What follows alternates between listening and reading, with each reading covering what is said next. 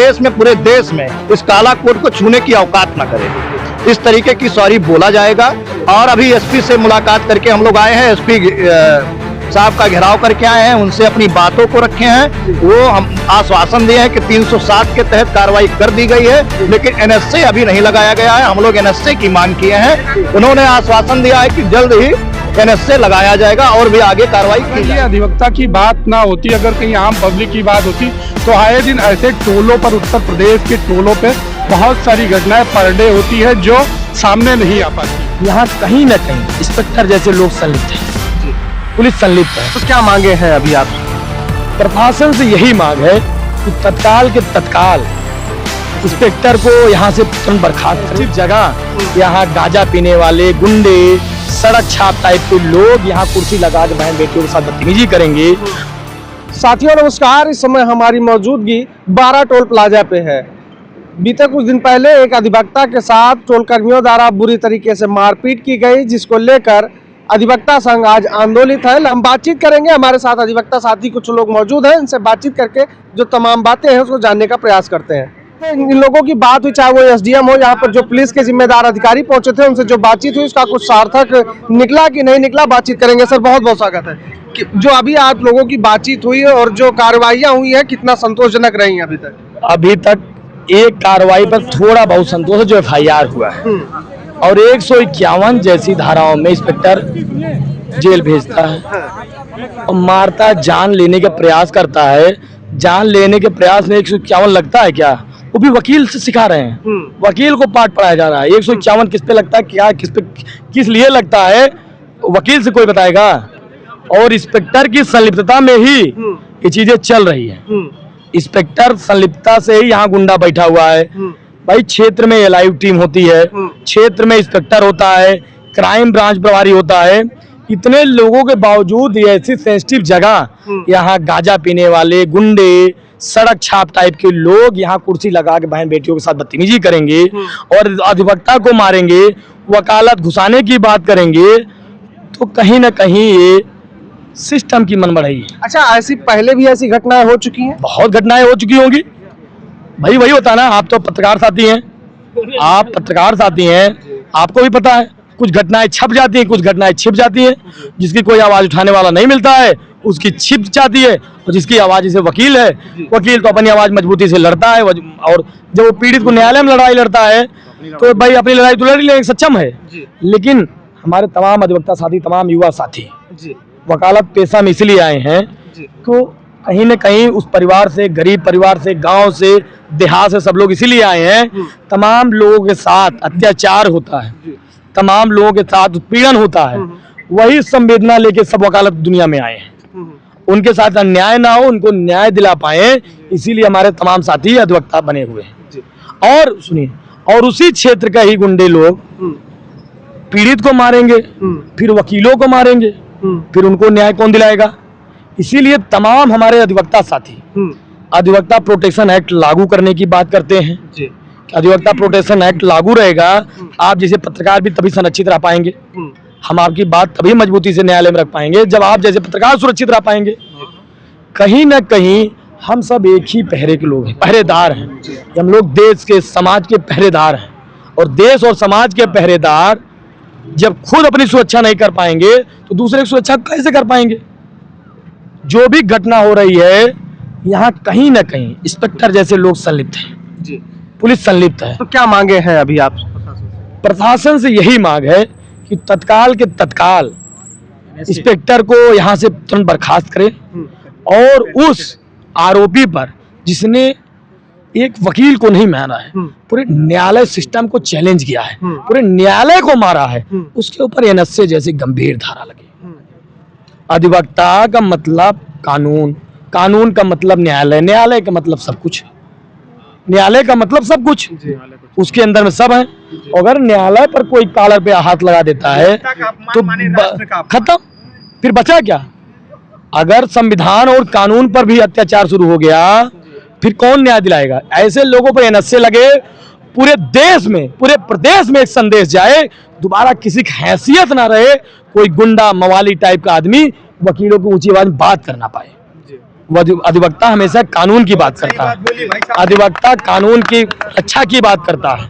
अधिवक्ता कानून की रक्षा की बात तभी कर पाएगा जब अधिवक्ता सुरक्षित रहेगा। इसलिए संदेश देना जरूरी है और प्रशासन और सरकार से मांग करते हैं, उत्तर प्रदेश में या देश में सारे टोल अधिवक्ताओं के लिए माफ होना चाहिए, सारे टोल मुफ्त किए जाएं, क्योंकि हम लोग वकील हैं, हम लोग अंदर संवेदना रहती है। हम लोग बहुत सारे ऐसे क्लाइंट आते हैं जिनके पास फीस नहीं होता है, उनके फ्री ऑफ कास्ट मुकदमे लड़ते हैं कि उसको न्याय मिल पाए।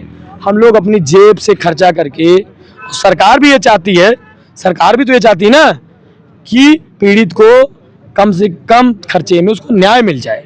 तो सरकार अगर कम से कम में चाहती है तो कहीं ना कहीं कानून के पहरेदार लोगों को टोल से मुक्त कर दिया जाए। टोल जैसी व्यवस्था कानून के जानने वाले, कानून के मानने वाले लोगों के लिए फ्री कर दिया जाए। तो अभी तक जो आपकी बातचीतें हुई अभी किसी सार्थक परिणाम पे नहीं पहुंची? सार्थक परिणाम का मतलब 2 दिन का अल्टीमेट दिया गया है। 2 दिन का अल्टीमेट आए थे, एसडीएम साहब आए थे, तमाम अधिकारी आए थे, सीओ साहब आए थे, तमाम लोग आए थे। उनको अल्टीमेट दे दिया गया है। वो अपने मन से 2 दिन का समय मांगे हैं।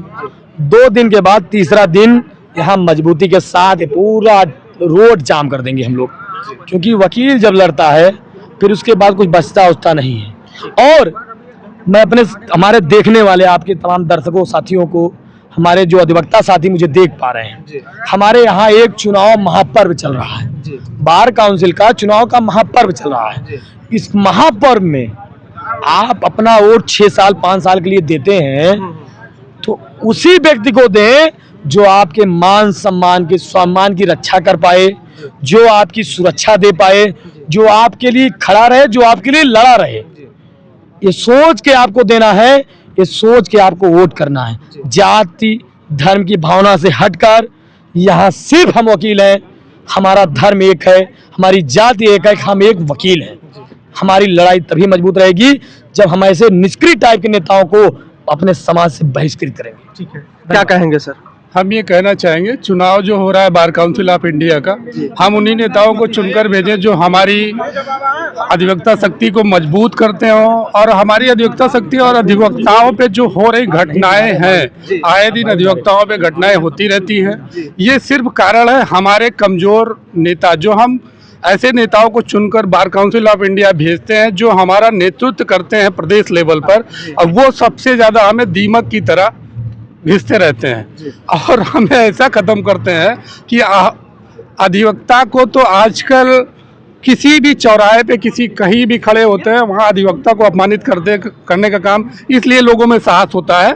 साहस ना रहे अगर हमारे अधिवक्ता साथी और अधिवक्ता नेता जो हैं, हमारे बार काउंसिल ऑफ इंडिया में जो हमारे नेता चुन के जाते हैं, वो अगर अपनी बात को सरकार से मजबूती से रखें तो कभी भी हमारे अधिवक्ता भाइयों के साथ ऐसी कोई घटना नहीं होगी जो आज हमें धरना देकर, तो 14 तारीख की ये घटना है, आज हमें 16 तारीख है, लगातार उस तीसरा दिन है, उस पर धरना दिया जा रहा है। जब तब जाके कुछ सरकार के पुलिस व्यवस्थाएं और प्रशासन व्यवस्थाओं ने कुछ कार्य किया है, जो कि एक अधिवक्ता को, अगर ये अधिवक्ता की बात ना होती, अगर कहीं आम पब्लिक की बात होती, तो आए दिन ऐसे टोलों पर, उत्तर प्रदेश के टोलों पे बहुत सारी घटनाएं पर डे होती है जो सामने नहीं आ पाती हैं। ये तो केवल अधिवक्ता की बात है और इस समय महापर्व चुनाव भी चल रहा है, उसको भी देखते हुए बहुत सारे अधिवक्ता अपना प्रोटेस्ट कर रहे हैं।